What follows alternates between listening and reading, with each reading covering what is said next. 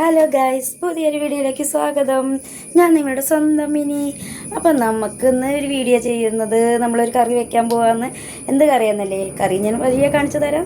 അപ്പോൾ നമുക്ക് അടുക്കളയിലേക്ക് പോകാം, വരൂ. അപ്പോൾ ഞാൻ ഗ്യാസ് കത്തിച്ച് ചീനച്ചട്ടി അടുപ്പത്ത് വെച്ചു. അതിൽ വെളിച്ചെണ്ണ ഒഴിച്ചു.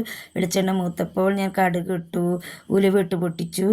അതിലേക്ക് ഞാൻ ഇഞ്ചി, വെളുത്തുള്ളി, പച്ചമുളക്, വേപ്പില, തക്കാളി എല്ലാം ഇട്ട് വഴറ്റിക്കൊണ്ടിരിക്കുകയാണ്.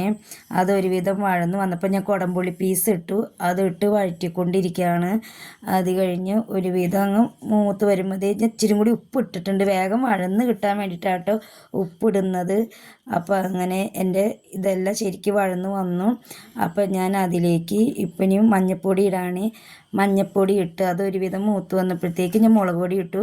ഞാൻ എൻ്റെ കറിയിൽ മുളക് പൊടിയും മഞ്ഞൾപ്പൊടി മാത്രമേ ഉപയോഗിക്കുകയുള്ളൂ, വേറെ മല്ലിപ്പൊടി ഒന്നും ഞാൻ ഇടാറില്ല.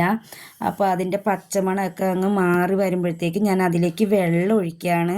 വെള്ളം ഒഴിച്ച് കൂട്ടി പുരട്ടി എല്ലാം കൂടി അങ്ങനെ അങ്ങ് മൂടി വെച്ച് വേവിക്കുകയാണ്. അപ്പോഴത്തേക്കും എൻ്റെ ഇതൊക്കെ തിള വന്നു. ഞാൻ അതിലേക്ക് മീൻ കഷ്ണങ്ങളൊക്കെ പെറുക്കി ഇട്ടു. അങ്ങനെ അത് മൂടി വെച്ചു. അടുത്ത ചീനച്ചട്ടി അടുപ്പത്ത് വെച്ച് ഞാൻ അതിൽ വെളിച്ചെണ്ണ ഒഴിച്ച് വെളിച്ചെണ്ണ മൂത്ത് വരുമ്പോഴത്തേക്കും അതിലേക്ക് ഇതേ മീൻ ഫ്രൈ ആക്കാനുള്ളതൊക്കെ ഇടുവാണ്. അപ്പോൾ അത് മൊരിഞ്ഞ് വരുമ്പോഴത്തേക്കും ഞാൻ അടുത്തത് എൻ്റെ മീൻ കറിയൊക്കെ തിളച്ച് വെന്തു. അതെല്ലാം പാകമായി. ഞാൻ അതിലേക്ക് കുറച്ച് തീ ഓഫ് ചെയ്തിട്ട് പച്ച വെളിച്ചെണ്ണ ഒഴിച്ചു. അപ്പോൾ എൻ്റെ മീൻ കറി റെഡിയായി, എൻ്റെ മീൻ ഫ്രൈയും റെഡിയായി.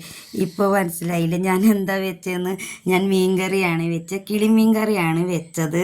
അപ്പോൾ എൻ്റെ മീൻ കറി മീൻ ഫ്രൈ ഇവിടെ റെഡിയായി. ഇത്രയേ ഉള്ളൂ വീഡിയോ. Tata, bye bye.